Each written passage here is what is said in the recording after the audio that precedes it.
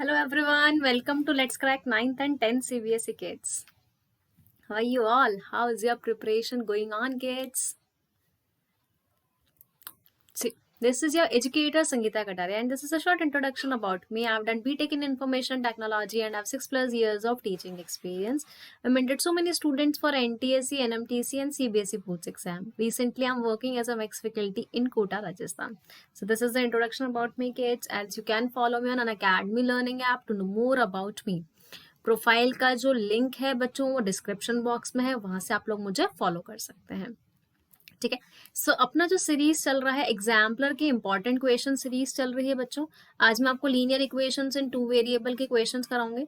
बहुत सारे क्वेश्चंस है एग्जाम्पलर में. आज किड्स अपन इसका पार्ट 1 करेंगे और बाद में अपन पार्ट 2 भी सॉल्व करेंगे. मतलब कुछ क्वेश्चंस में हाफ क्वेश्चंस आज करवा दूंगी, हाफ क्वेश्चंस आप लोगों को मैं बाद में करवाने वाली हूँ. सो बच्चों अभी आप लोगों ने एनसीईआरटी सबने कंप्लीट कर ली होगी. Now it's time to do exemplar. और एग्जाम्पलर के क्वेश्चंस बहुत अच्छे हैं बच्चों, आने के चांसेस हैं इसमें से. So don't miss this series. Okay. Before going in detail, I would like to share some benefits, guys, of an academy. So an academy is India's largest learning platform. What you will get here, you will get daily live class, you will get live test and quizzes. Structure weight course provide will be given to you and there is unlimited access. So बच्चों daily live class में क्या होगा, 1-to-1 interact कर सकते हो teacher से, chat कर सकते हो, आपके डाउट्स पूछ सकते हैं. लाइव टेस्ट एंड क्विजेस में आप लोगों को डिटेल एनालिसिस दिया जाएगा आपकी परफॉर्मेंस का. स्ट्रक्चर वे में कोर्स प्रोवाइड किया जा रहा है कि आपको पीडीएफ नोट्स, हर 3 क्लास का doubt clearing session, exam syllabus, updates, सारी चीजें आप लोगों को प्रोवाइड की जा रही हैं. अनलिमिटेड एक्सेस है. If you miss any live class you can go with the recorded one. और भी बहुत सारे बेनिफिट्स अन अकेडमी आपको प्रोवाइड कर रहा है किड्स. ओके. सो ये टॉप एजुकेटर्स भी बच्चों आप लोगों को पढ़ाने वाले हैं. यहाँ पर कॉम्प्रिहेंसिव सिलेबस है. सारे सब्जेक्ट्स आपको एक ही सब्सक्रिप्शन में कवर करवाए जाएंगे. ओके. सो ये क्वेस्ट एंड सीबीएसई बच्चों हम लोगों का टेलीग्राम चैनल है, आप लोग ये ज्वाइन कर लो. यहाँ से भी आपको बहुत सारी इन्फॉर्मेशन मिल जाएगी. What you have to do is you have to download Unacademy learning app, choose your goal CBSE class 10 and click on get subscription. बच्चों सब्सक्रिप्शन लेने से पहले अगर आप लोग ट्रायल लेना चाहते हैं तो you can join me for special class. अगर आप ट्रायल लेना चाहते हैं तो बच्चों मुझे स्पेशल क्लास के लिए ज्वाइन कर सकते हैं. मेरी डेली स्पेशल क्लास 7 PM पे होती है बच्चों. ठीक है. एंड उसके बाद आप सब्सक्रिप्शन लेना चाहते हैं तो गेट सब्सक्रिप्शन पे क्लिक करें kids. These are the charges after discount. And discount कैसे मिलेगा बच्चों, आपको रेफरल कोड में मेरा कोड यूज करना है SRCBSE, तो आपको यहाँ से 10% डिस्काउंट मिल जाएगा. ठीक है. So subscription is for class 10th 11th 12th. Like आप 10th का ले रहे हैं 11th 12th भी पढ़ सकते हैं बच्चों. And extra discount will be given to by this credits also. बच्चों यहाँ से भी आपको अप टू 10% डिस्काउंट मिल जाएगा. ठीक है. सो बहुत बेनिफिट अन अकेडमी प्रोवाइड कर रहा है और इतने कम प्राइस में बच्चों इतने सारे बेनिफिट्स मिलना बहुत ही मुश्किल है. कहीं पर भी नहीं मिलते बच्चों इतने सारे बेनिफिट्स. सो फटाफट से फायदा उठा लीजिए बच्चों एंड सब्सक्रिप्शन ले लीजिए फटाफट से फटाफट.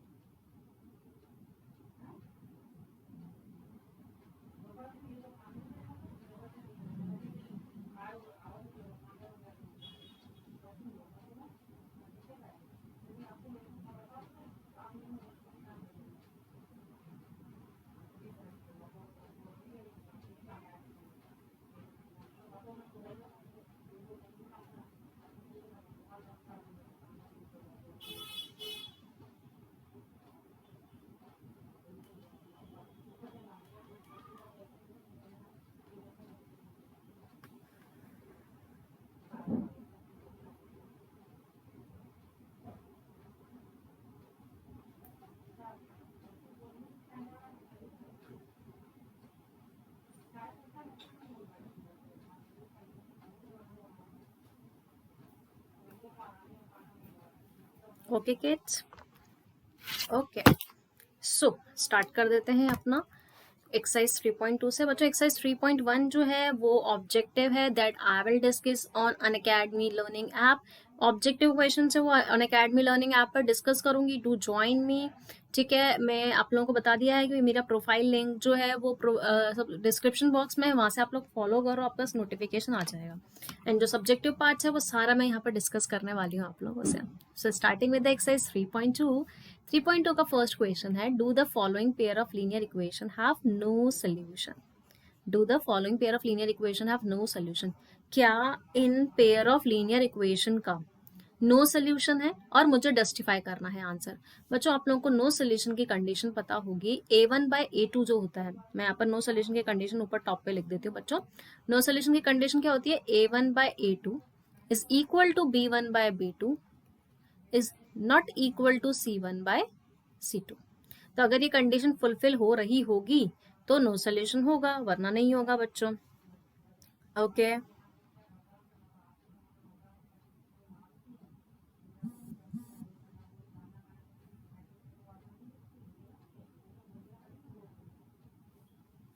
ठीक है। सो अब लीनियर इक्वेशन का नो सोल्यूशन है कि नहीं है, कैसे पता करें? आप फटाफट से देख लेते हैं a1/a2 निकाल के। सी यहाँ पर a1 की वैल्यू कितनी है बच्चों, 2। a2 की वैल्यू कितनी है, 12। b1 की वैल्यू कितनी, अच्छा अच्छा अच्छा अच्छा अच्छा, एक चीज जरूर ध्यान रखनी है बच्चों, एक चीज ध्यान रखनी है। सी किड्स यहाँ पर कंफ्यूजन हो जाएगा। अच्छा, इसको पहले स्टैंडर्ड फॉर्म में लिखना है, 2x plus 4y is equal to 3 है ना बच्चों, इसको भी स्टैंडर्ड फॉर्म में लिखना पड़ेगा। 6x पहले आएगा, पहले x वाली टर्म, फिर y वाली टर्म, फिर कांस्टेंट। यहीं पर कंफ्यूजन कर लेते हैं अपन, यहाँ पर लिख कर आते हैं a1/a2, but this is not a2, this is coefficient of y is b2। सो यहाँ पर आएगा a1/a2 that is b1/b2 and this is c1/c2। ये आएगा बच्चों 1/3, ये आएगा 1/3, this is not, this is 1/2। अब a1/a2 तो b1/b2 के इक्वल है, but not equal to c1/c2 है। हाँ, इसके नो सोल्यूशन है। Do the following pair has, yes, इसका आंसर क्या होगा, yes, it this pair of linear equations have no solutions. इसको भी चेक कर लेते हैं, इसको स्टैंडर्ड फॉर्म में कन्वर्ट करेंगे तो x minus 2y is equal to 0 आएगा। यहाँ से बच्चों 2x minus Y is equal to 0 आएगा। मैंने क्या बोला था, पहले x वाली टर्म, फिर y वाली टर्म, फिर कांस्टेंट। अब a1/a2 that means 1/2, b1/b2 minus 2/-1 and c1/c2 is 0/0। This is not equal because this is 1/2 and this is minus 2, this is 2, 2/1। so नहीं भाई, इसके नो सोल्यूशन नहीं है। इसका आंसर क्या हो जाएगा, नो। समझ में आ रहा है कि नहीं आ रहा है बच्चों? नहीं आ रहा है, कमेंट बॉक्स में आप लोग पूछ सकते हैं।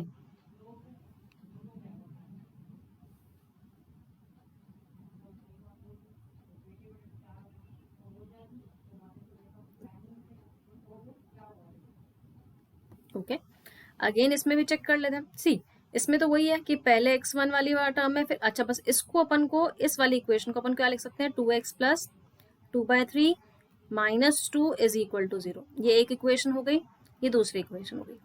ठीक है,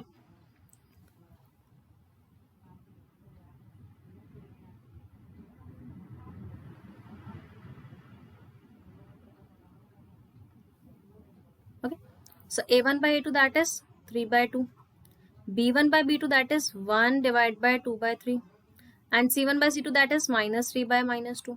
बच्चों ये तो आएगा 3/2, इसको रेसिप्रोकल करेंगे तो 3/2, माइनस से माइनस कैंसिल आउट, ये भी 3/2, ये तो तीनों इक्वल हो गए। बट क्या कंडीशन होनी चाहिए, नॉट इक्वल टू c1/c2 होना चाहिए था। नहीं, इसके नो सोल्यूशन नहीं है क्योंकि इसके इनफाइनाइट सोल्यूशन है। So do the following, answer देना था यस और नो में, तो इसका तो नो सोल्यूशन है, इसका नो सोल्यूशन नहीं है, इसका भी नो सोल्यूशन नहीं है, इसलिए आंसर किस में आएगा, यस, नो एंड नो में।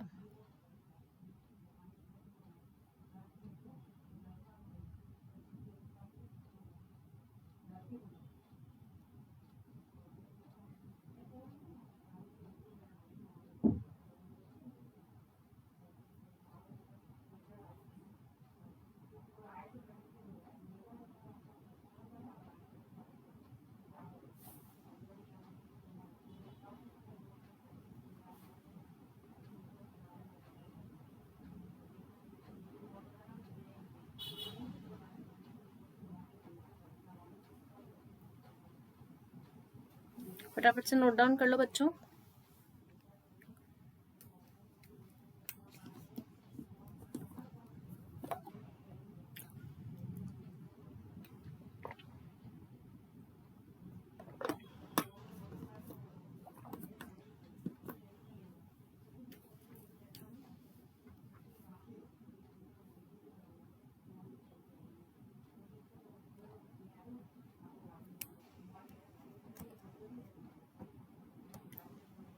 Okay, next question.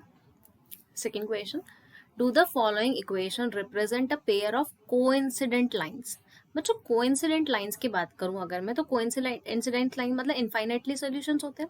Infinite solution की condition a1/a2 is equal to b1/b2 is equal to c1/c2. देखो कोइंसिडेंट लाइन क्या होती है? Overlapping lines. क्या होता है? Infinitely many solution. And infinite solution की condition a1/a2 is equal to b1/b2 is equal to c1/c2. तो देख लेते हैं भाई कि इसके कोइंसिडेंट लाइंस हैं कि नहीं है. चेक कर लेते हैं. Again first thing you have to remember, your equations should be in standard form. ठीक है. सो यहाँ से a1/a2 देखो ये x है, y एक कांस्टेंट है, स्टैंडर्ड फॉर्म में है. a1/a2 मतलब 3/7. b1/b2 means 1/7/3. c1/c2 means 3/7. बच्चों ये तो 3/7 है. ये जो आएगा ये 1/7 नीचे जाकर 1/21 हो जाएगा. एंड ये भी 3/7 है. ये तो नॉट इक्वल आ गया. तो इस इक्वेशन के कोइंसिडेंट सॉल्यूशंस नहीं है. Do the following means you have to give answer in yes और नो. जस्टिफाई कर दिया. Since a1/a2 is not equal to b1/b2, a1/a2 not equal to b1/b2 आ रहा है, जबकि a1/a2 आपका b1/b2 एंड c1/c2 के इक्वल होना चाहिए.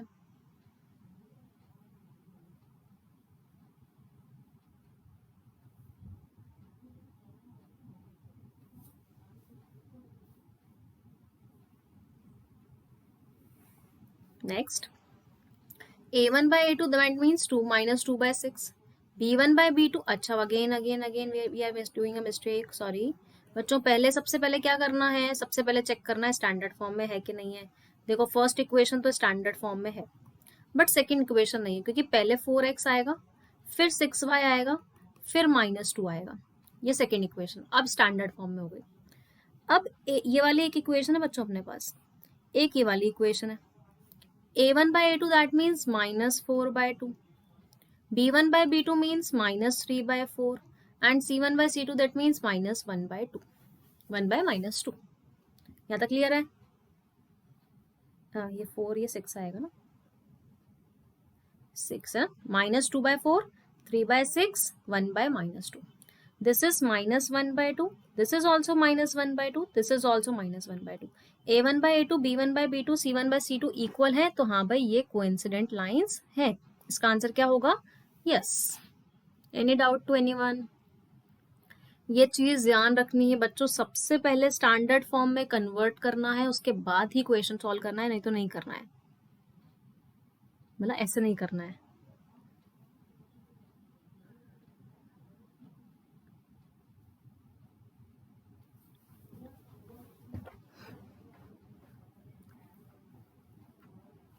सी again here it is in standard form. यहाँ पर a1 की वैल्यू कितनी है? 1/2. a2 की वैल्यू कितनी है? 4. b1 की वैल्यू कितनी है? 1. b2 की वैल्यू कितनी है? 8. c1 की वैल्यू कितनी है? 2/5. एंड c2 की वैल्यू कितनी है? 5/16. बच्चों इसको जब सॉल्व करोगे तो 1/8 आएगा, ये भी 1/8 आएगा. इसको आप 2/5 इंटू 16/5 बोल सकते हैं ना, रेसिप्रोकल हो जाएगा ना, ऊपर जाके 5/16 जाकर क्या बन जाएगा? 16/5 है ना. तो ये बच्चों अगर अपन देखें तो ये नहीं होगा, ये नहीं होगा. क्यों भाई? देखो ये तो आएगा 32/25, ये आ रहा है 1/8, ये आ रहा है 1/8, बट 32/25 तो इक्वल नहीं है, तो इसके क्या होगा? नो आंसर होगा कि नहीं, ये कोइंसिडेंट लाइन की इक्वेशन नहीं है, क्योंकि आपका a1/a2, b1/b2 एंड c1/c2 तीनों ही इक्वल होने चाहिए.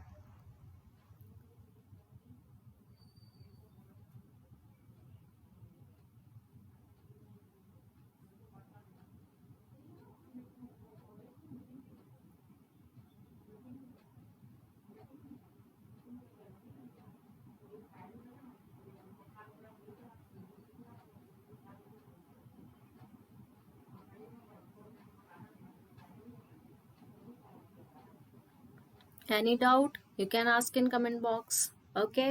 Moving on to next question number 3.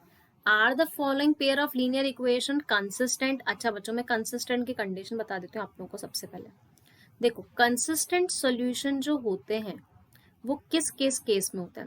जब आपका यूनिक सोल्यूशन होगा या आपके इनफाइनाइट सोल्यूशन होंगे, तो आपका सोल्यूशन कैसे होंगे, कंसिस्टेंट। एंड इनकंसिस्टेंट कब होंगे, अगर मैं इनकंसिस्टेंट की बात करूं तो इनकंसिस्टेंट कब होंगे, जब आपकी पैरेलल मतलब नो सोल्यूशन वाली कंडीशन आएगी। इनकंसिस्टेंट कब होगा, जब नो सोल्यूशन वाली कंडीशन होगी। कंसिस्टेंट कब होगा, जब यूनिक और इनफाइनाइट सोल्यूशन की कंडीशन होगी। ये चीज ध्यान रखनी है अपन को। कैसे याद करेंगे, देखो यूनिक से भी कुछ ना कुछ सोल्यूशन मिलता ही है, इनफाइनाइट से भी कुछ ना कुछ सोल्यूशन मिलता है, कंसिस्टेंट हो गया। इनकंसिस्टेंट क्योंकि यहाँ से तो कोई सोल्यूशन ही नहीं मिलता, तो इनकंसिस्टेंट हो गया। तो चेक कर लेते हैं।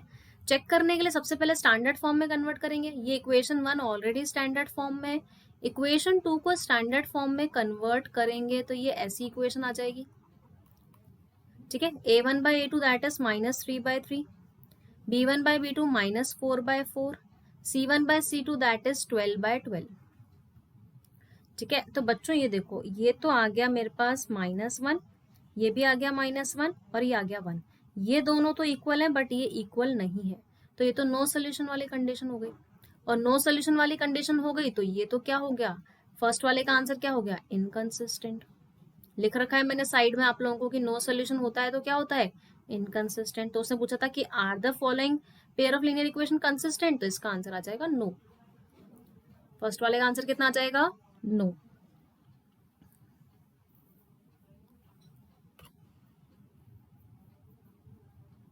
आया समझ में। सेकंड का देख लेते हैं। a1 by a2 that is 3/5, standard form में ऑलरेडी है इसे। b1 by b2, c1 by c2, ये 5 से 5 कट गया, दिस इज 3, यहां से ही कट जाएगा, दिस इज 1/3 एंड ये आ जाएगा बच्चों आपके पास 3, बट ये तो नॉट इक्वल है, मतलब यूनिक सोल्यूशन हो गए। a1 by a2 is not equal to b1 by b2, मतलब यूनिक सोल्यूशन, और यूनिक सोल्यूशन है तो भाई कंसिस्टेंट होंगे। यूनिक सोल्यूशन में क्या होता है बच्चों, देखो यूनिक सोल्यूशन के केस में क्या है, कंसिस्टेंट। समझ में आ गया बच्चों, कंसिस्टेंट और इनकंसिस्टेंट कैसे चेक करना है।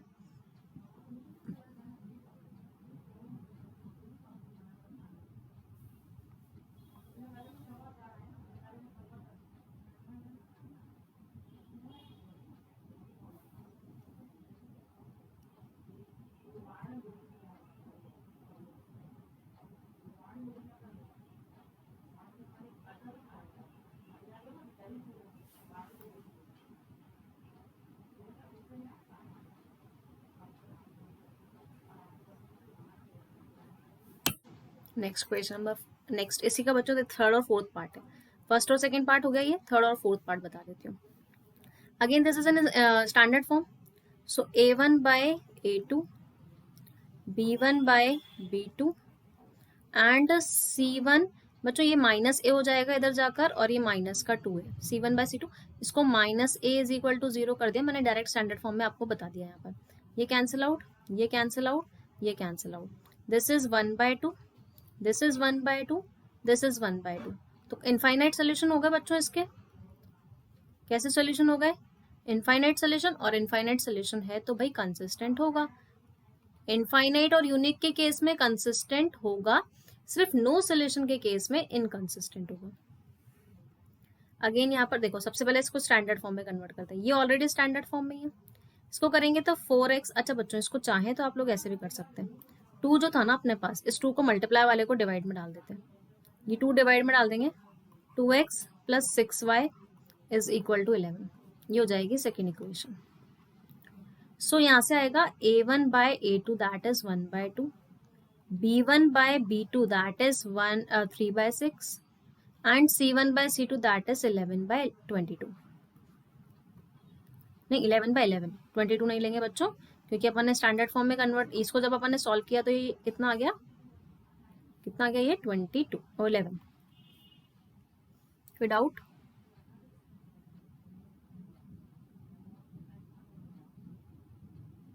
okay, so see, this is 1/2, this is 1/2, but this is not 1/2, तो a1 by a2 b1 by b2 के इक्वल है, not equal to c1 by c2 है, मतलब नो सोल्यूशन होगा, और नो सोल्यूशन की कंडीशन कौन सी होती है, inconsistent.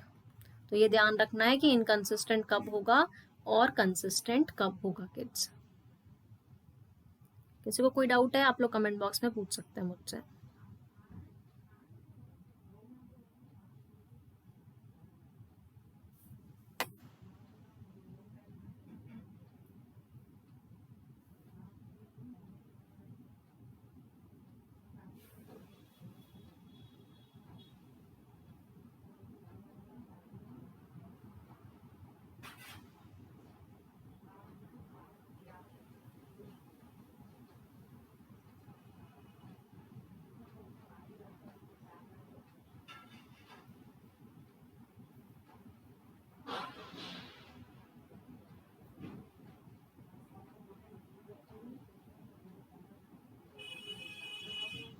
Moving on to next question number 4। For the pair of equations, बच्चों इक्वेशन दे रखी है lambda x plus 3y is equal to -7। Second equation दे रखी है 2x plus 6y is equal to 14। For the pair of equations to have infinite many solutions the value of lambda should be 1। Is the statement true? ये बोल रखा है कि अगर इसके इनफाइनाइट सोल्यूशन है तो इसकी वैल्यू, ठीक है, इनफाइनाइट सोल्यूशन है तो लैम्डा की वैल्यू 1 होनी चाहिए, तभी इसके इनफाइनाइट सोल्यूशन होंगे। क्या ये स्टेटमेंट ट्रू है? अगर है तो रीजन देना है, नहीं है तो भी रीजन देना है, ठीक है। सो बच्चों आप लोगों को पता है इनफाइनाइट सोल्यूशन की कंडीशन होती है a1/a2 is equal to b1/b2, ठीक है, is equal to c1/c2। So a1/a2 that is λ/2, b1/b2 that is 3/6। Kids ये भी माइनस ही है यहाँ पर, है ना, एक second, this is -14,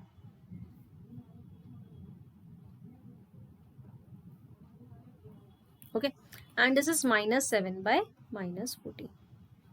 So kids, this is λ/2, this is 1/2 and this is 1/2, ठीक है। सो यहाँ से लैम्डा की वैल्यू कितनी हो जाएगी 1। तो क्या ये स्टेटमेंट ट्रू है? हाँ ये स्टेटमेंट ट्रू है। क्यों ट्रू है? देखो अपन ने सॉल्व करके देख लिया कि इनफाइनाइट सोल्यूशन के केस में a1/a2 b1/b2 c1/c2 इक्वल होते हैं। So yes this statement is true. Reason भी दे दिया अपन ने बच्चों। किसी को कोई डाउट है फटाफट से पूछ लेना सब कमेंट बॉक्स में, ठीक है। जो भी डाउट है आप कमेंट बॉक्स में पूछ सकते हो कि मैम क्यों लिख रहे हो आप ऐसा, क्या है, I will give you reply.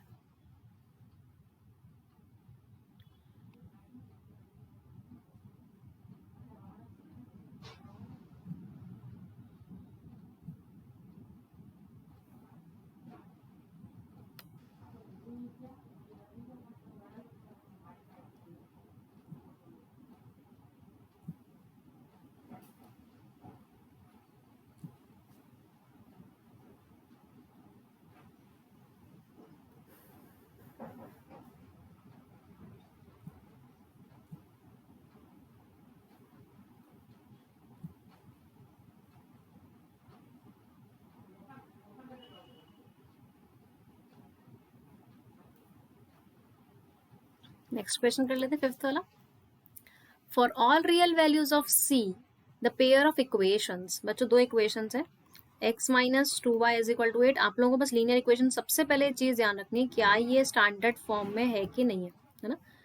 For all values of c the pair of linear equation have unique solution, justify whether it is true और फॉल्स। ये बोल रहा है कि मैं c की कुछ भी वैल्यू रख लूँ, c की कोई भी रियल वैल्यू रख लूँ, इसका हमेशा यूनिक सोल्यूशन आएगा। Justify whether it is true और फॉल्स। सी किड्स, अगर मैं यहाँ से सॉल्व करती हूँ a1/a2 निकालती हूँ तो 1/5 आएगा, b1/b2 -10 -2/c आएगा और ये आएगा 8/c। ये तो हो गया 1/5, ये भी हो गया 1/5, बट ये नॉट इक्वल 8/c है। बच्चों यूनिक सोल्यूशन की कंडीशन क्या होती है? यूनिक सोल्यूशन की कंडीशन क्या होती है कि a1/a2 ये नॉट इक्वल टू b1/b2 होगा, तो अपन बोलेंगे no this equation does not have, कोई भी c की वैल्यू पे इसका यूनिक सोल्यूशन नहीं होगा। सो ये स्टेटमेंट फॉल्स है, ये स्टेटमेंट ट्रू नहीं है बच्चों। This statement is false. कोई भी c की वैल्यू पे इस पे यूनिक सोल्यूशन नहीं आएगा, तो यूनिक सोल्यूशन की कंडीशन होती है a1/a2 not equal to b1/b2। अपन को c1/c2 से तो मतलब ही नहीं होता है बच्चों, ठीक है, बट ये तो a1/a2 b1/b2 के इक्वल आ रहा है। तो इस कंडीशन में कभी भी यूनिक सोल्यूशन, अब ये बोल रहा है कि मैं सी की कुछ भी वैल्यू रख लूं ये हमेशा यूनिक सोल्यूशन देगा, नहीं, ये कभी भी यूनिक सोल्यूशन नहीं देगा।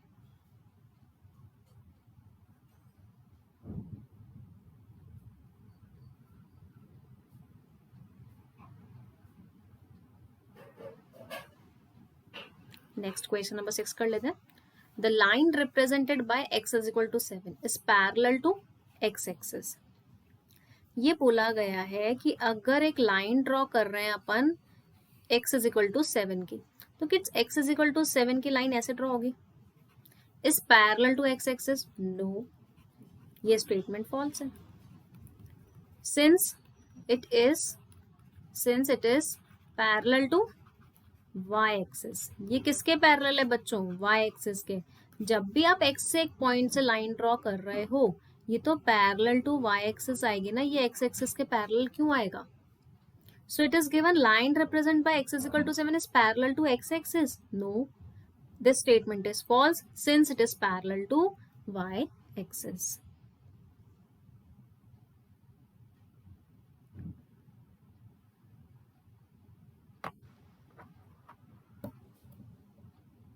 Any doubt? समझ में आ गया बच्चों? आगे मूव करते हैं क्वेश्चन नंबर 7 पे। नेक्स्ट एक्सरसाइज 3.3 बच्चों, एक्सरसाइज 3.2 कंप्लीट हो गई। अब मैं एक्सरसाइज 3.3 के कुछ क्वेश्चंस डिस्कस कर लेती हूँ। अराउंड इसमें 22 क्वेश्चंस है बच्चों, तो अपन 7-8 क्वेश्चंस आज डिस्कस कर लेंगे, बाकी अपन नेक्स्ट वीडियो में डिस्कस करेंगे, ठीक है। 3.3 बहुत बड़ी है, इसके बाद 3.4 में उसके साथ आपकी डिस्कस कर लूंगी, ठीक है। Find the value of lambda, do the pair of linear equation have, for which value of lambda, for which value of lambda do the linear equations have, first है no solution। क्या value होगी बच्चों इस lambda की कि अपने पास इसके no solution होंगे दोनों इक्वेशन के। तो नो सोल्यूशन की कंडीशन a1 बाय a2 बच्चों, a1 अच्छा पहले तो सबसे पहले लिख लो a1 क्या है लैम्डा, a2 क्या है 1, सबसे कंफ्यूजन दूर कर लो। सबसे पहले b1 क्या है यहाँ पर 1, b2 क्या है अपने लैम्डा, c1 क्या है किड्स यहाँ पर लैम्डा स्क्वायर, C2 क्या है अपने पास 1, ये C1 एंड ये C2, ठीक है। तो नो सोल्यूशन की कंडीशन क्या होती है, A1 by A2 is equal to B1 by B2 is not equal to C1 by C2। यहां से जब क्रॉस मल्टीप्लाई करेंगे तो लैम्डा स्क्वायर की वैल्यू 1 आ जाएगी, तो बच्चों यहां से अपने पास आएगा lambda should be equal to 1, sorry plus minus 1। यहाँ से जब अपन सॉल्व करेंगे बच्चों, अपन जब भी स्क्वायर हटाते हैं स्क्वायर रूट लगाते हैं, तो यहाँ से लैम्डा स्क्वायर अगर 1 है तो लैम्डा की वैल्यू कितनी होगी प्लस माइनस 1 होगी। बट अब प्लस 1 लें कि माइनस 1 लें, कैसे जज करेंगे बच्चों, यहाँ पर क्रॉस मल्टीप्लाई कर दो। Lambda cube not equal to 1 होना चाहिए, तो लैम्डा नॉट इक्वल टू 1 होना चाहिए। लैम्डा की वैल्यू 1 नहीं हो सकती है, क्योंकि ये भी कंडीशन फुलफिल होनी चाहिए ना कि A1 by A2 is equal to B1 by B2 but not equal to C1 by C2। Okay, so lambda की वैल्यू 1 नहीं हो सकती है, तो ओनली लैम्डा की वैल्यू क्या हो सकती है -1। सो फर्स्ट वाले केस का आंसर कितना हो जाएगा, lambda is equal to -1। Any doubt to anyone, किसी को भी कोई भी डाउट है बच्चों पूछ लो, ठीक है। ये ध्यान रखना है कंडीशन फुलफिल करवानी है, A1 by A2 is equal to B1 by B2 is not equal to C1 by C2। Similarly infinite में क्या होता है, इनफाइनाइट में होता है A1 by A2 is equal to B1 by B2 is equal to C1 by C2। तो बच्चों यहाँ से लैम्डा स्क्वायर 1 आ जाएगा, लैम्डा की वैल्यू प्लस माइनस 1 आएगी। यहाँ से लैम्डा क्यूब 1 आएगा तो लैम्डा की वैल्यू 1 आएगी। अब कॉमन सोल्यूशन क्या है, लैम्डा इज इक्वल टू 1, तो आंसर क्या होगा, लैम्डा इज इक्वल टू 1। तो सेकेंड वाले केस में कौन सी कंडीशन फुलफिल कर रही है, lambda should be 1 not -1। First वाले में लैम्डा शुड बी -1 क्योंकि 1 के इक्वल नहीं हो सकता है। तो छोटी छोटी सी चीजें अपन को बच्चों बहुत ढंग से याद करके रखनी है। Third unique solution, A1 by A2 is not equal to B1 by B2 होता है, तो लैम्डा स्क्वायर 1 नहीं हो सकता है, मतलब लैम्डा की वैल्यू प्लस माइनस 1 नहीं होनी चाहिए। तो आंसर क्या होगा, lambda is equal to any real number except 1 and -1। Lambda की वैल्यू कुछ भी हो सकती है 1 और -1 को छोड़कर।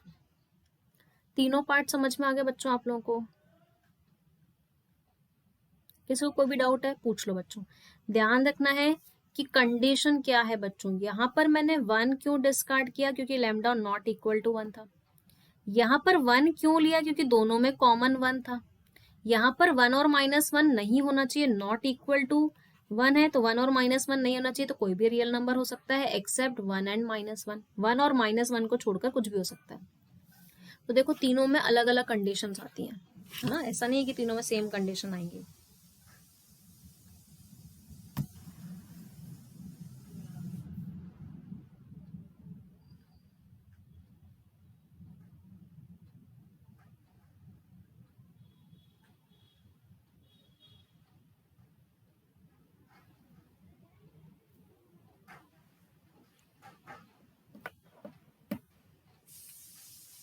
Okay, moving on to next question number 2. In this it is given, for what value of k the pair of linear equation have no solution. बच्चों equations क्या है? kx plus 3y is equal to k minus 3. Second equation है 12x plus ky is equal to k. अभी बोल रहा है for what value of k the pair of linear equation have no solution. Pair of linear equation के no solution होना चाहिए। No solution की condition आप लोगों को पता है सबको, a1/a2 is equal to b1/b2 is not equal to c1/c2। तो a1 की वैल्यू कितनी है बच्चों, k/12, b1/b2 3/k, not equal to c1/c2। जब यहां से क्रॉस मल्टीप्लाई करोगे तो बच्चों k² 36 के इक्वल आएगा, k की वैल्यू आ जाएगी +-6। ठीक है, यहां से जब सॉल्व करेंगे तो 3k is equal to k² -3k हो जाएगा। ठीक है बच्चों, सो नॉट इक्वल, तो k² not equal to 6k आएगा, तो k नॉट इक्वल टू 6 हो जाएगा, k नॉट इक्वल टू 0 और k नॉट इक्वल टू 6 आ जाएगा। यहाँ से k नॉट इक्वल टू 0 आएगा और k नॉट इक्वल टू 6 आएगा, दो वैल्यूज आएंगी। ठीक है, तो k 6 नहीं हो सकता है, और यहाँ पर बोला गया है कि k +-6 हो सकता है, तो k की वैल्यू कितनी होगी final, -6। So this is the final answer कि कौन सी k की वैल्यू पे इसके पेयर ऑफ लीनियर इक्वेशन के नो सोल्यूशन होंगे। k इज इक्वल टू -6 पे इन दोनों इक्वेशन के क्या होगा, नो सोल्यूशन। तो बच्चों ध्यान रखना है, मैं बार बार बता रही हूँ आप लोगों को कि ये नॉट इक्वल वाली कंडीशन मिस मत करना। अगर आप यहाँ पर आंसर छोड़कर आते हो तो आपके मार्क्स कट जाएंगे। आपको बताना है कि k 6 होगा कि -6 होगा, क्या दोनों भी पॉसिबल हो सकते हैं। तो अपन को ये आगे वाला पार्ट भी सॉल्व करना है। अपन मोस्टली क्या करते हैं, इन क्वेश्चंस को यहीं पे छोड़ देते हैं। सो ये भी पार्ट सॉल्व करना जरूरी है बच्चों आप लोगों को। कोई doubt?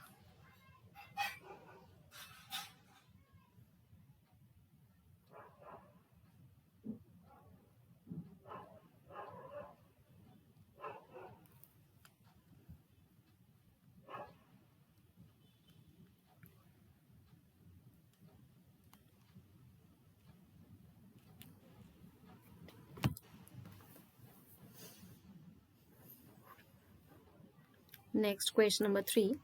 For which value of a and b will the following pair of linear equation have infinite solution? बच्चों infinite solution है, पहले तो दोनों इक्वेशन लिख लो, is equal to 1। Second equation है a minus b into x plus a plus b into y is equal to a plus b minus 2, है ना। सो infinite solution की कंडीशन क्या होती है, a1/a2 is equal to b1/b2। अच्छा question की condition बता देती हूँ, a1/a2 is equal to b1/b2 is equal to c1/c2। ठीक है, a1/a2 मतलब 1/a minus b, b1/b2 2/a plus b, c1/c2 1/a plus b minus 2। ये इक्वल है। अब मुझे यहाँ से a एंड b की वैल्यू फाइंड आउट करनी है, तो पहले इन दोनों को कंपेयर करवा के क्रॉस मल्टीप्लाई कर देते हैं। So a plus b is equal to twice of a minus b आ जाएगा। यहाँ से आएगा बच्चों a plus b is equal to twice of a minus twice of b। So यहाँ से a is equal to 3b आ जाएगा। ठीक है, अब जब इन दोनों को कंपेयर करवाएंगे, क्रॉस मल्टीप्लाई कराएंगे इन दोनों को, तो क्या आएगा, twice of a plus b minus 2 is equal to a plus b. So this will give you twice of a plus twice of b minus 4 is equal to a plus b. Twice of a में से ए जाएगा तो ए रह जाएगा, be twice of B में से B जाएगा तो बी रह जाएगा, is equal to 4. A plus b किसके इक्वल हो गया? 4 के. दो इक्वेशंस मिल गई अपन को. क्या मिल गई बच्चों? अपन को दो इक्वेशंस मिल गई. एक इक्वेशन ये मिल गई, एक इक्वेशन ये मिल गई. सॉल्व कर लेते हैं, ए एंड बी मिल जाएगा. ए की जगह क्या पुट कर सकते हो? 3b. यहाँ पे 3b पुट कर दो. So 3b plus b is equal to 4. That will give you 4b is equal to 4. तो b की वैल्यू आ जाएगी बच्चों 1 ना. अब b की वैल्यू यहाँ अपन पुट करेंगे तो a is equal to 3 into 1. तो a की वैल्यू आ जाएगी 3. अब आपसे क्या पूछा गया था? Find the value of a and b. a and b की वैल्यू निकाल दी मैंने. कौन कौन सी? 3 and 1. a is equal to 3 and b is equal to 1 पे इन दोनों इक्वेशन के क्या होंगे? इनफाइनाइट मैनी सॉल्यूशंस होंगे. Any doubt to anyone?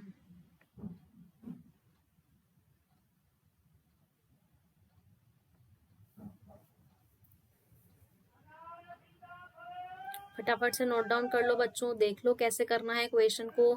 पूरा अच्छे से देखना पड़ेगा आपको. और कंडीशंस क्या है? तीनों कंडीशन याद रखनी है. यूनिक की, नो सोल्यूशन की और इनफाइनाइट की. ये तीनों कंडीशन अच्छे से याद रखना, क्योंकि इसके ऊपर देख सकते हैं आप कितने क्वेश्चन फॉर्म होते हैं. एंड बहुत सारे क्वेश्चन इसके बेसिस पे आएंगे भी बच्चों.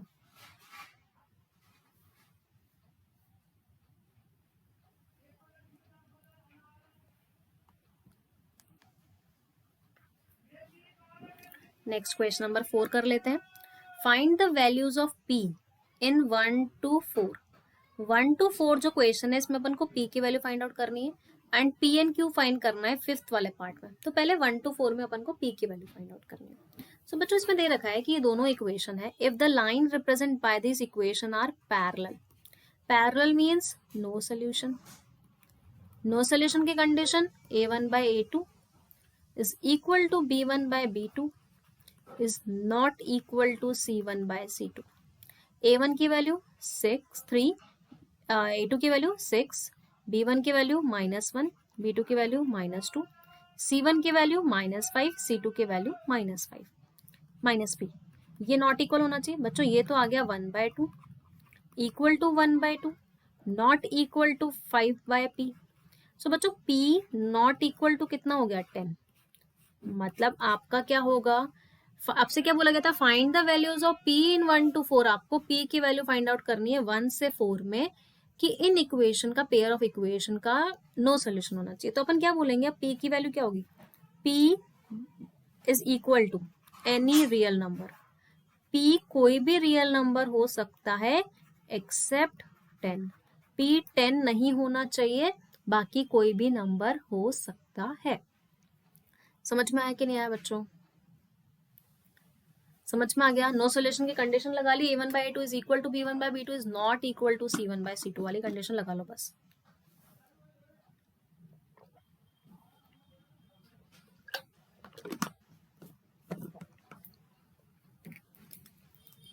ठीक है. अब नॉट इक्वल वाली कंडीशन जरूर ध्यान रखनी है, बहुत काम आती है बच्चों ये कंडीशन. क्योंकि इसका सेकेंड पार्ट देख लेते हैं. अगेन आपको p की वैल्यू निकालनी है. नो सोल्यूशन बोल रखा है. सो इक्वेशन क्या है? -x plus p y is equal to 1, px minus Y is equal to 1. Condition क्या होती है? a1 by a2. अब मैं डायरेक्ट लिख रही हूँ -1 by p, b1 by b2, p by -1 not equal to c1 by c2. यहां से जब क्रॉस मल्टीप्लाई करेंगे तो बच्चों p square is equal to 1 आएगा. तो p की वैल्यू कितनी आ जाएगी? +-1. सो p इज इक्वल टू कितना हो जाएगा? 1, -1. ठीक है. नो सोल्यूशन की कंडीशन लगा ली मैंने. a1 by a2 is equal to b1 by b2 is not equal to c1 by c2. अब आप बोलोगे मैम p की वैल्यू तो आपने +-1 ले ली, बट इसमें अपन ने गलती क्या करी बच्चों? यहाँ पर अपन ने ये सेकंड कंडीशन तो नोट ही नहीं करी. इसका भी तो ध्यान देना है अपन को, नॉट इक्वल वाले का. तो यहाँ से जब क्रॉस मल्टीप्लाई करेंगे तो p is not equal to -1 आएगा. p नॉट इक्वल टू क्या आएगा बच्चों? -1. तो p -1 नहीं हो सकता. यहाँ से आया था p +-1 होगा, तो p की वैल्यू क्या होगी? 1. p की वैल्यू कितनी हो जाएगी? 1. आया समझ में? क्लियर है किड्स? P -1 नहीं हो सकता है, P1 हो सकता है, क्योंकि मैं बार बार एक चीज बोल रही हूँ कि नॉट इक्वल वाली कंडीशन मत भूलना। अगर आप यहाँ पर आंसर छोड़ के आ गए कि P की वैल्यू 1 और -1 दोनों पॉसिबल है, तो नहीं है बच्चों, P की एक ही वैल्यू पॉसिबल है, दैट इज 1 नॉट -1।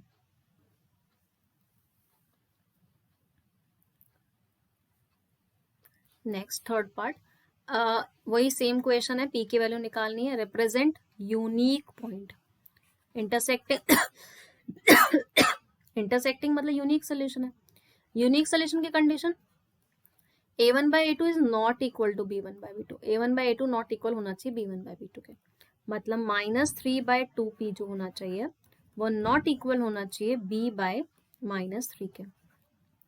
ठीक है, यहाँ से जब क्रॉस मल्टीप्लाई करोगे तो 10p जो होगा वो नॉट इक्वल आएगा 9 के, ये 10p ये 9 हो जाएगा, तो p नॉट इक्वल टू 9/10। तो बताओ बच्चों p का आंसर क्या आएगा? अगेन एनी रियल नंबर, कोई भी रियल नंबर हो सकता है एक्सेप्ट 9/10।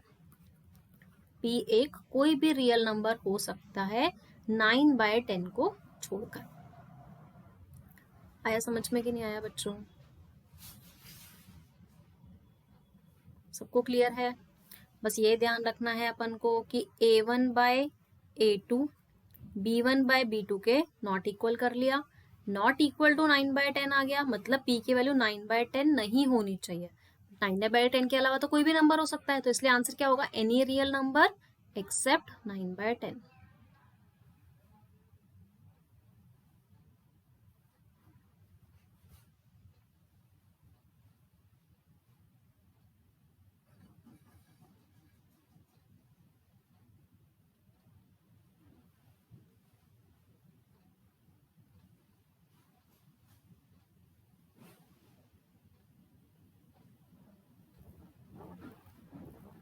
Next question number 4.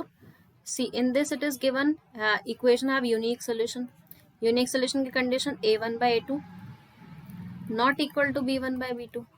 ठीक है, a1 क्या है यहाँ पर 2, b1 क्या है p, not equal to c1 क्या है 3, c2 क्या है -6। ठीक है बच्चों, okay, this is -1/2। Cross multiply करेंगे तो p is not equal to -4 आ जाएगा, ये माइनस था ये प्लस था सॉरी, तो क्रॉस मल्टीप्लाई करेंगे तो अगेन आंसर क्या होगा? मैंने क्या बोला, क्या लिख कर आना है? एनी रियल नंबर एक्सेप्ट, कोई भी रियल नंबर हो सकता है, बस -4 नहीं हो सकता। ठीक है बच्चों, बहुत इजी इजी से क्वेश्चंस हैं, बस आपको लिखने का तरीका कहाँ तक लिख कर आना है, यहाँ पर नहीं छोड़ना है कि p नॉट इक्वल टू -4। उसने पूछा है क्या कि p की वैल्यू क्या नहीं होगी? क्वेश्चन में क्या पूछा गया है? Find the value of p। तो ये तो नहीं पूछा गया है कि p की वैल्यू क्या नहीं होगी, तो आंसर क्या आएगा? Any real number accept -4। कोई भी रियल नंबर हो सकता है, -4 नहीं हो सकता बस।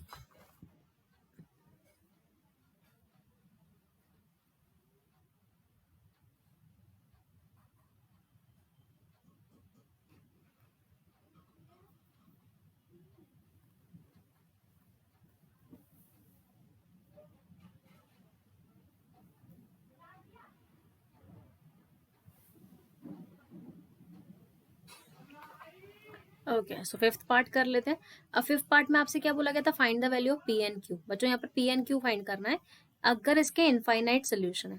इनफाइनाइट सोल्यूशन की condition a1/a2 is equal to b1/b2 is equal to c1/c2।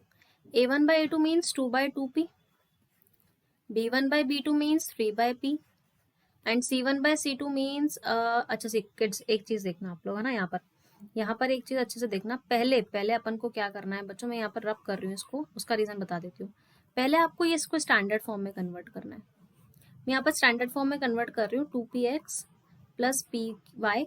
अब ये y वाली टर्म को इधर ले जाए, qy इज इक्वल टू 28 लिख ले, क्योंकि y वाली टर्म तो एक साथ आएंगे ना बच्चों, तो ये तो 2px रहेगा। यहाँ से मैं अगर दोनों में से py था ना, ये एक second, this is not pq this is py। देखो ये py था, ये इधर आकर पॉजिटिव हो गया तो py, y कॉमन लेंगे तो p प्लस q आएगा इज इक्वल टू 28। अब देखो यहाँ पर a1 की वैल्यू ये है, a2 की वैल्यू ये है, b1 की वैल्यू 3 है, बट B2 की वैल्यू कितनी है यहाँ पर, P प्लस क्यू, ये ध्यान रखना है, अपन को स्टैंडर्ड फॉर्म में कन्वर्ट करना है। C1 की वैल्यू है 7, C2 की वैल्यू है 28, इसको आप बोल सकते हैं चाहे तो 1/4। अब आप कंपेयर करवा के P और Q की वैल्यू निकाल सकते हो। बच्चों मैं क्या कर रही हूँ कि देखो ये 2 से तो 2 कैंसिल आउट हो गया, इसको इससे कंपेयर करवा रही हूँ मैं, 1/P को 1/4 से कंपेयर करवाऊंगी क्योंकि इक्वल है ना, तो P की वैल्यू तो 4 आ जाएगी। और इस वाली कंडीशन को भी इससे कंपेयर करवा रहे हैं, 3/P plus Q is equal to 1/4 लिख सकते हैं, तो P plus Q is equal to 12 आ जाएगा। P की value 4 plus Q is equal to 12, तो Q की वैल्यू आ जाएगी बच्चों यहाँ से 8। समझ में आया कि नहीं आया? मैंने क्या किया, इसको भी इससे कंपेयर करवा दिया क्योंकि इक्वल थे तीनों, इसको भी इससे कंपेयर करवा लिया। पहले तो P की वैल्यू मिल गई एंड P की वैल्यू यहाँ पुट करी तो Q की वैल्यू मिल गई अपन को। So in this way you can find out P and Q. Any doubt to anyone?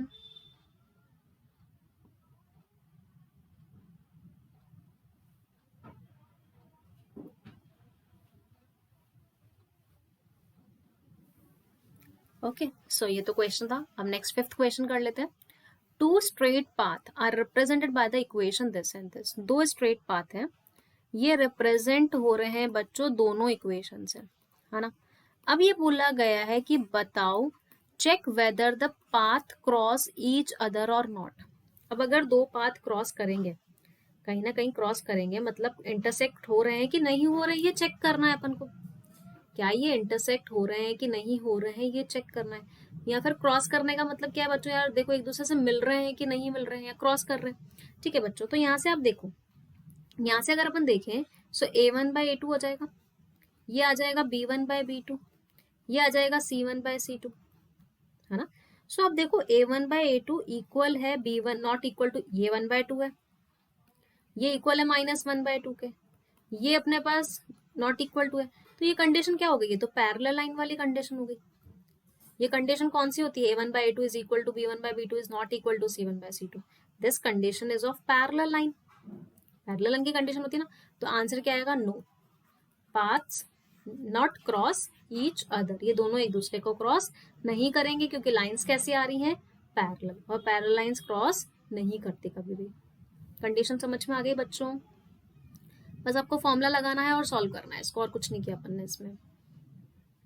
Okay next question number 6 देख लेते हैं। Write a pair of linear equation which has a unique solution x is equal to -1 y is equal to 3। How many such pairs can you write. मुझे एक equation बनानी है बच्चों, unique solution, जिसमें x is equal to -1 और y is equal to 3 होना चाहिए, है ना। यूनिक सोल्यूशन होना चाहिए, x is equal to -1 y is equal to 3, और कितने ऐसे पेयर्स बना सकते हैं। तो देखो यार, एक सोल्यूशन दे रखा है। अब x इज इक्वल टू -1 और y इज इक्वल टू 3 के लिए मैं x plus Y is equal to -1 plus 3, so -1 plus 3 कितना हो जाएगा, 2। ये तो बन गई एक पेयर ऑफ लीनियर इक्वेशन। जब आप x की वैल्यू 1 -1 पुट करोगे, यहाँ पर y की वैल्यू 3 पुट करोगे, 2 आ जाएगा। अब इसे बोल रखा है कि कितने ऐसे पेयर्स पॉसिबल हैं, तो कितने ऐसे पेयर्स पॉसिबल है, इनफाइनाइट। क्यों पॉसिबल है इनफाइनाइट, इस इक्वेशन को मैं 2 से मल्टीप्लाई कर दूं तो मुझे क्या मिलेगा, 2x plus 2y is equal to 4। Put करके देख लो, -2 प्लस 6, मैं पूरी इक्वेशन को किससे मल्टीप्लाई कर रही हूँ बच्चों, 2 से, है ना।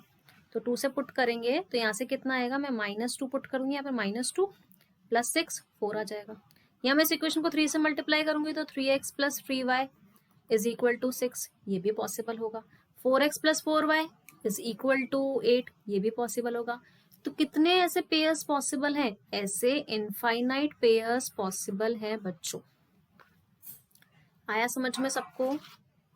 इक्वेशन आप कोई सी भी बना सकते हो। मैंने एक रैंडम इक्वेशन ली है किड्स की, यहाँ पर मैंने directly randomly x plus Y is equal to 2 ले लिया। आप 2x plus Y is equal to कुछ ले लो, 3x plus Y is equal to कुछ ले लो, x plus 3y is equal to कुछ ले लो।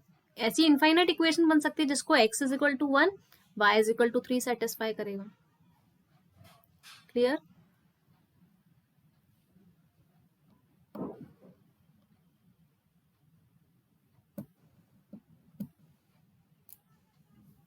नेक्स्ट करते हैं question number 7। 2x plus Y is equal to 23। एक इक्वेशन दे रखी है बच्चों, 2x plus Y is equal to 23।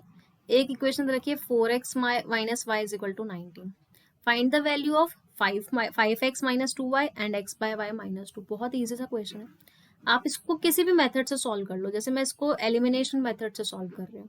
y से y कट गया, यहाँ पर कितना आएगा बच्चों 6x इज इक्वल टू 42. तो x की वैल्यू कितनी आ जाएगी 7.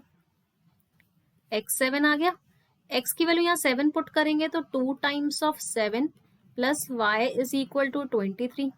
सो 14 plus Y is equal to 23. y की वैल्यू कितनी आ जाएगी 23 माइनस 14 और y इज इक्वल टू कितना आएगा बच्चों 9 आ जाएगा यहाँ से. y 9 आ गया. अब आपको क्या फाइंड करना है, आपको फाइंड करना है 5y minus 2x. 5 times of y की वैल्यू 9, 2 टाइम्स ऑफ x की वैल्यू 7, ये रही. That is 45 minus 14 which is equal to 31. ठीक है. And second is y by x minus 2, that is 9 by 7 minus 2. और बच्चों यहाँ से आएगा 9 माइनस 14 बाय 2, है ना बच्चों, और यहाँ से आ जाएगा माइनस 5 बाय 2. तो मैंने इसकी वैल्यू भी फाइंड आउट कर ली और इसकी वैल्यू भी फाइंड आउट करनी.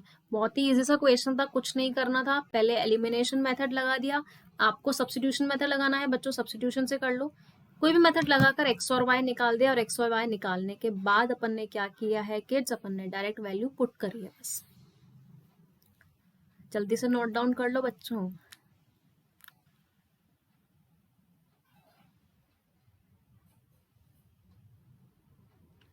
Okay, so these are the some questions जो मैंने आप लोगों को करवा दिया बच्चों. मैंने 7 तक करा ली है. बाकी क्वेश्चंस जो है 8 से लेकर 22 क्वेश्चन है मैं पार्ट 2 में कराऊंगी और उसके बाद वाली एक्सरसाइज भी आप लोगों को जरूर कराऊंगी. So be in touch with the Sangeeta ma'am. ये सीरीज बहुत अच्छी है बच्चों, आप लोगों को बहुत बेनिफिट होने वाला है इस सीरीज से. एक एक क्वेश्चन करके जाना है, कैसे भी करके करो, वीडियो देख कर करो, वीडियो करो. पीडीएफ आप लोगों को मैं प्रोवाइड कर दूंगी पक्का फॉर श्योर. ठीक है, बट जरूर आपको वीडियो देखना है और अच्छी लगे तो प्लीज लाइक भी करना. इन बच्चों ये मेरा कोड है SRCBSE. आपको जब भी सब्सक्रिप्शन लेना है ये कोड यूज करो, आपको 10% डिस्काउंट मिल जाएगा. ओके, स्पेशल क्लास में बता चुकी हूँ ऑलरेडी. आप मुझे डेली 7 PM पे ज्वाइन कर सकते हैं किड्स. ओके, एंड चैनल को सब्सक्राइब नहीं किया है ना तो फटाफट से सब्सक्राइब बटन दबाएं, hit the bell icon for further notifications. Thank you so much all of you. Bye bye.